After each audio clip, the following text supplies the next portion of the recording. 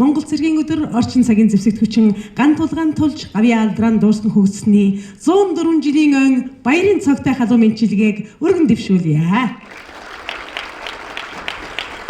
Жишээ нь манай Монгол улс бол бүгд 8 Монгол улс ард улс гэж байхад манайх Аазда эхний цэрэг дайныхаа хүч одоо цэргийнхаа бэлтгэл инженер техникийн ажилтнууд бэлтгэгдсэн офицер мэргэжсэн цэргээр бол эхний 5 дугаар 5 байранд жагсдаг ийм хүчрхэг армитай байсан. Энэ армиг бол өргөжлүүлэн авч явах өөрөг бол энэ шинэ залуучууд та бүхэнд бол оногдож байгаа. Тэгэхээр үндэсний сүрэн төсвөрлөх чадвар гэдэг маань юу вэ гэх юм бол бүх улс үндэстнэрээ бүх зүйлийг төсвөрлж чадахыг л хэлж байгаа. Энэнд та бүгдийн хичээлээ яг анхааралтай сууж чадах чадварыг чи хүртэл хэлж байгаа. Яг 6 цагийн хичээлдээ та яг анхааралтай суугаад бүх юм ойлгож чадсан бол Монгол улсын нэг эдис сөрөн төсвөрлөх чадвараа дард тууллаа гэж ойлгох хэрэгтэй.